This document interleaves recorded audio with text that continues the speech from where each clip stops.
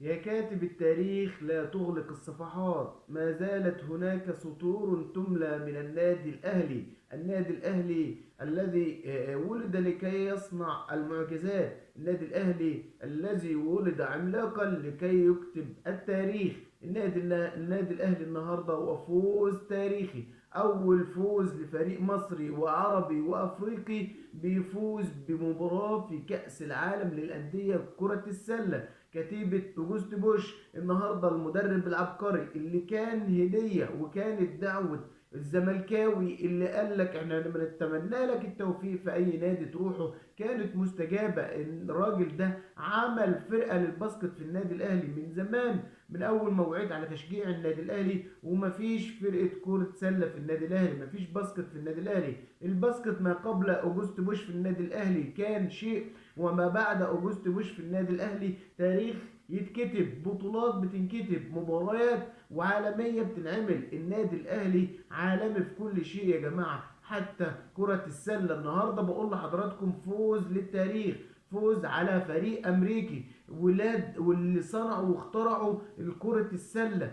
يعني اللي هم بيقول لك احنا بابا الشغلانة، اللي هم اصلا عندهم كرة السلة دي هي اللعبة الشعبية الاولى. هم اكتر دولة في التاريخ واحسن دولة واحسن دوري في العالم في كرة الباسكت. النهاردة النادي الأهلي بيفوز على الأمريكي بحماس، برجولة، بكل شيء. مصطفى كيجو النهاردة اللي رجل المباراة اللي الزملكاوية طلعوا قالوا شربته وشربته يعني لعيب منتهي، زي ما طلعوا بالظبط قالوا على محمد بركات هم قالوا على مصطفى كيجو كده. مصطفى كيجو النهارده هو رجل المباراة الأول في النادي الأهلي. إيهاب أمين المايسترو الفنان في أرض الملعب، شوفوا فنياته، تألقه. النادي الأهلي النهارده بزيه الأصفر الغير معتاد، متعودين على الأحمر ماشي، متعودين على الأصفر ماشي،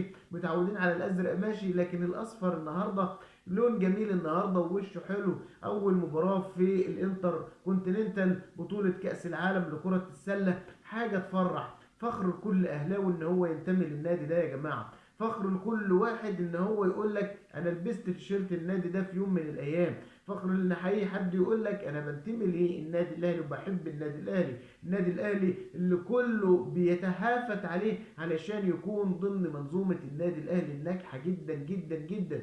شوفوا المنظر، شوفوا اللعيبه، شوفوا فرحه اللعيبه النهارده، احتفال اللعيبه مش احتفال ان هو فاز مباراه، لا، احتفال ان هو عارف ان ده تاريخ بالنسبه له وتاريخ بالنسبه للنادي الاهلي. انتم متخيلين ببطوله قاريه فيها كل انديه القاره او ابطال القاره كلها، النادي الاهلي بيمثل بطل افريقيا. فالنهارده شفتوا الزملكاويه بس لما صعدوا لبطوله كاس العالم، او يعني عملوا ايه وقال لك احنا ومش احنا وراحوا بطوله افريقيا وعملوا شويه حوارات كده. انما النادي الاهلي النهارده بيصنع المعجزات. يا كاتب التاريخ لا تغلق الصفحات، ما زالت هناك سطور تملى من النادي الاهلي، لسه عنده كتير وكتير. ان شاء الله القادم احسن للفرقه دي، فرقه تستاهل الكتير، فرقه تستاهل الخير، فرقه يعني كلهم لعيبه كبار جدا جدا جدا. ايهاب امين، عمرو الجندي، يعني انا مش عايز انسى حد من اللعيبه والله العظيم، يعني مصطفى كيدو، يعني لعيبه كتير في النادي الاهلي ما شاء الله عليهم، ما شاء الله على المدرب العبقري، ما شاء الله على النادي اللي وفر لهم كل الامكانيات المتاحه اللي تخليهم يعملوا كده.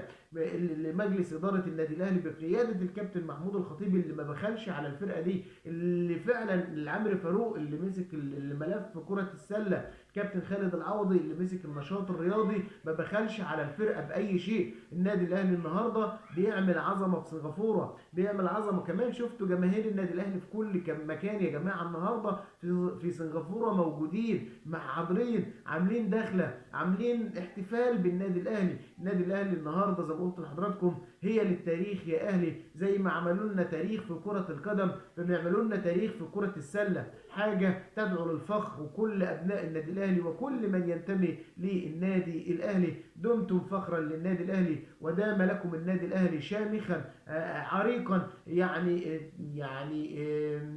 لا يعني تهزه الرياح ولا تشده شدائد. النادي الاهلي بطل فوق العالم.